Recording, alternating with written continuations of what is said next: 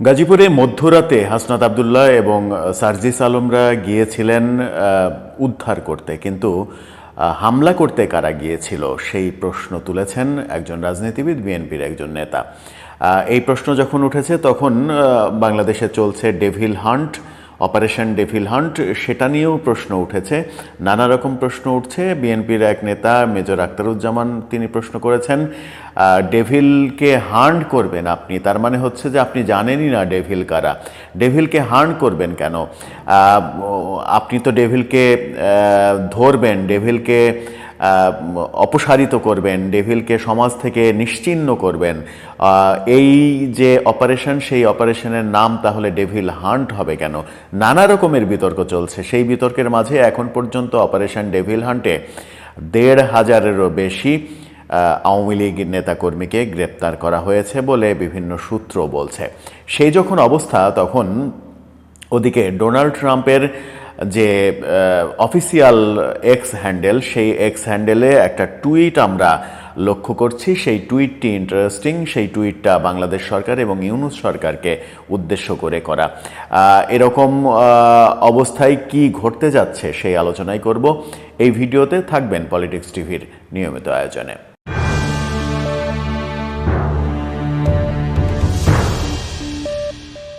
দর্শক, বলছিলাম ডোনাল্ড ট্রাম্পের অফিসিয়াল এক্স হ্যান্ডেল, নির্বাচনী অফিস থেকে যে এক্স হ্যান্ডেলটি নির্বাচনের সময় থেকে ব্যবহার করা হচ্ছে, সেই এক্স হ্যান্ডেলে একটি টুইট করা হয়েছে। সেই টুইটে তিনি কি বললেন, তার অফিস থেকে কি বলা হলো, সেই আলোচনা একটু পরে করছি। তার আগে একটু অন্য আলোচনা করি। বিএনপির দুই নেতা মির্জা ফখরুল এবং আমির খসরু মাহমুদ চৌধুরী, তারা ডোনাল্ড ট্রাম্পের অনুষ্ঠান শেষে দেশে ফিরেছেন এবং তাদেরকে বিমানবন্দরেই সাংবাদিকরা প্রশ্ন করছিলেন নানা বিষয়ে।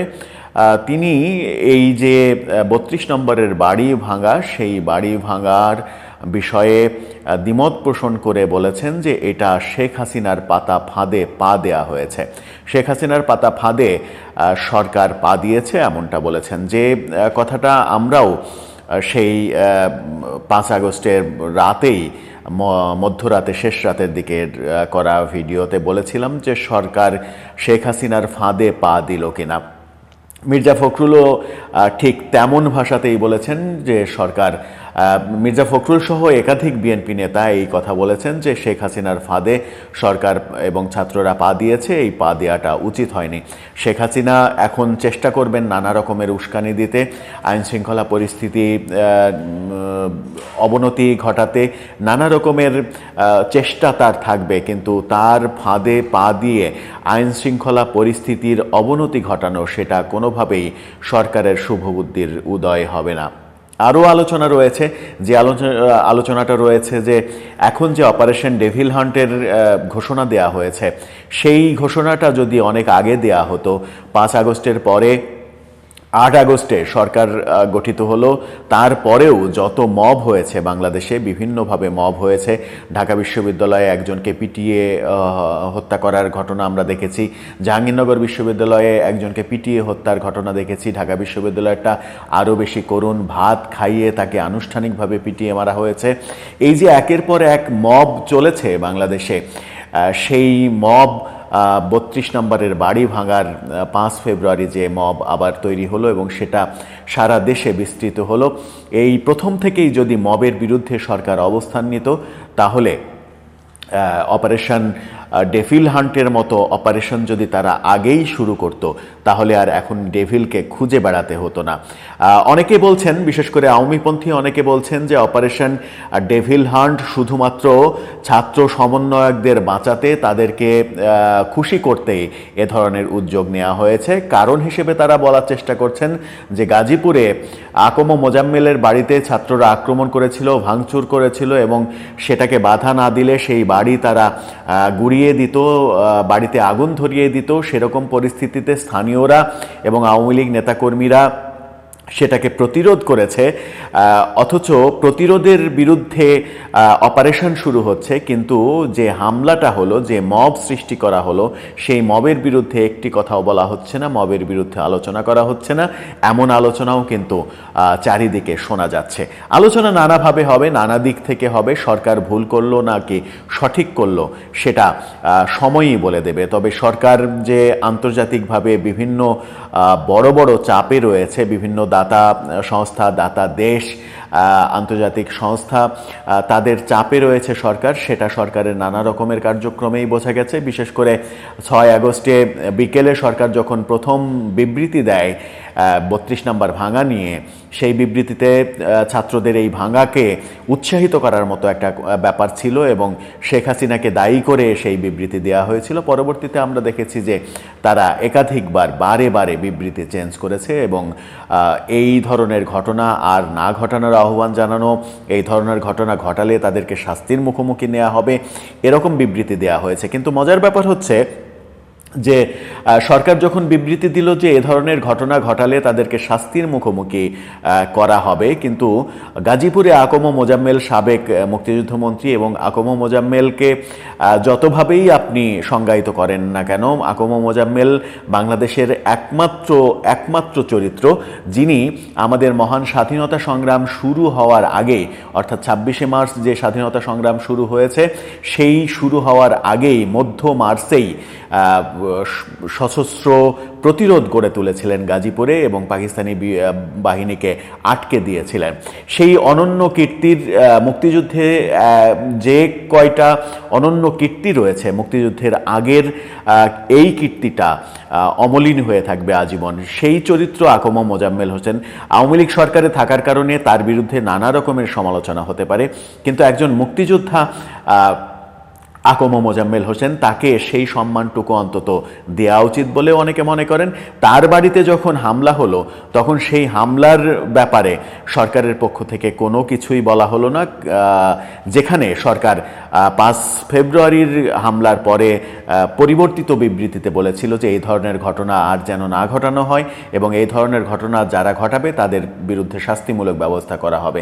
কিন্তু আমরা উল্টো চিত্র দেখলাম, তাদের বিরুদ্ধে শাস্তিমূলক ব্যবস্থা তো নেওয়া হয়নি, বরং তাদের চাহিদার প্রেক্ষিতে নানা রকমের নতুন নতুন গল্প শুনেছি আমরা। সেই হামলা ব্যাপারে ডাকাত ঢুকেছিল, ডাকাতদেরকে উদ্ধার করতে গিয়েছিল ছাত্ররা, এরকম নানা কথা শুনেছি, কিন্তু সেগুলো আদতে ধোপে টিকেছে কিনা সেই বিতর্কও হয়তো সময়ই বলে দেবে, সেই বিতর্কের অ্যান্সারটাও সময় বলে দেবে। এরকম নানা রকমের সমালোচনা সরকার কেন্দ্রিক চলছে। যখন তখন আন্তর্জাতিক চাপ কিন্তু সরকারের উপরে বেড়েছে, ইইউ দেশগুলো সহ আমেরিকার চাপ বেড়েছে, অন্যান্য দাতা দেশগুলোর চাপ বেড়েছে। সেই চাপ সরকার কিভাবে ট্যাকেল দেয়, সেই চাপগুলো সামলাতেই অপারেশন ডেভিল হান্টের মতো এরকম অপারেশনের ঘোষণা দেওয়া হয়েছে, এমনটাও অনেকে মনে করেন। কিন্তু সেটা সত্যিকারের অপরাধী, আওয়ামী লীগের যারা দোষী তাদেরকে অবশ্যই গ্রেপ্তার করতে হবে, কিন্তু যারা মব সৃষ্টি করছে, সারা দেশে যারা জ্বালাও পোড়াও করে দেশের আইনশৃঙ্খলা পরিস্থিতির অবনতি ঘটাচ্ছে, তাদের বিরুদ্ধে যদি শাস্তিমূলক ব্যবস্থা না নেওয়া হয় তাহলে এই মব কালচার থামানো যাবে না, এই মব কালচার চলতেই থাকবে, এরকম বলছেন অনেকে। চলুন এবারে আমেরিকার দিকে দৃষ্টি দেওয়া যাক। ডোনাল্ড ট্রাম্পের অফিসিয়াল যে এক্স হ্যান্ডেল, ডোনাল্ড ট্রাম্পের অফিস থেকে যে এক্স হ্যান্ডেলটি ব্যবহার করা হয় বলে আমরা শুনে আসছি, সত্য মিথ্যা পরের বিষয়, সেই এক্স হ্যান্ডেল থেকে একটা টুইট করা হয়েছে যেখানে ডক্টর মোহাম্মদ ইউনূসকে ডিক্টেটর বলা হয়েছে। সেখানে লেখা হয়েছে, he is Mohammad Yunus, new dictator of Bangladesh. He never contested any election. He was never a student leader. He was never a leader of the opposition. He was never active in politics. তিনি কখনো student নেতা ছিলেন না, তিনি কখনো election করেননি, তিনি কখনো অপোজিশন লিডার ছিলেন না, তিনি কখনো রাজনীতিতে সক্রিয় ছিলেন না, তেমন কথা লেখা হয়েছে। এবং বাইডেন প্রশাসনকে সেখানে দোষ দেওয়া হয়েছে যে বাইডেন প্রশাসন এই ডক্টর ইউনূসকে এই ক্ষমতায় বাংলাদেশের রাষ্ট্র ক্ষমতায় বসিয়েছে এবং বাইডেনের যে দল সেই দলের সঙ্গে ঘনিষ্ঠতার কারণে ডক্টর ইউনূস নোবেল প্রাইজ পেয়েছেন এমন কথাও লিখেছেন। পরবর্তীতে যেটা লেখা হয়েছে, then how did you suddenly become a dictator, the Biden administration got him the Nobel prize and with the funding of George Soros condition of civil war were created in Bangladesh. The PM Sheikh Hasina's residence was attacked by miscreant and she was forced to leave the country. After this, Biden puppet was given the rule of Bangladesh, এমনভাবে লেখা হয়েছে। Doctor ইউনূসের প্রচণ্ড সমালোচনা করা হয়েছে, কিন্তু এই x হ্যান্ডেলটি Donald ট্রাম্পের ব্যক্তিগত ব্যবহারের এক্স হ্যান্ডেল না, বহুল আলোচিত এই এক্স হ্যান্ডেল। এখান থেকে নানাভাবেই ডক্টর ইউনূস সরকারের বিরুদ্ধে নানা রকম পোস্ট আমরা লক্ষ্য করেছি শেখ হাসিনার পক্ষে চলে গেছে, যেগুলো তাই অনেকে বলেন যে এটা একটা ভুয়া এক্স হ্যান্ডেল, কিন্তু আবার অনেকে বলার চেষ্টা করেন যে এটা ডোনাল্ড ট্রাম্পের নির্বাচনের সময় তৈরি হয়েছিল, এটা কোনো ভুয়া এক্স হ্যান্ডেল না। এক্স হ্যান্ডেলের নাম ডোনাল্ড জে ট্রাম্প আপডেট, যদিও এটাও ভেরিফাইড এক্স হ্যান্ডেল।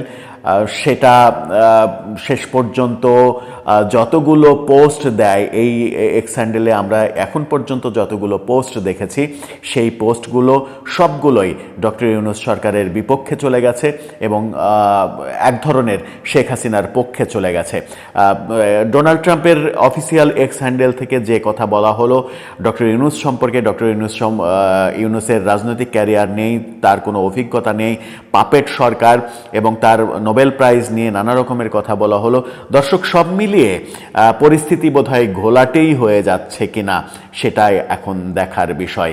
পরিস্থিতি কোন দিকে যাচ্ছে আপনার মতামত জানিয়ে লিখতে পারেন আমাদের কমেন্ট বক্সে।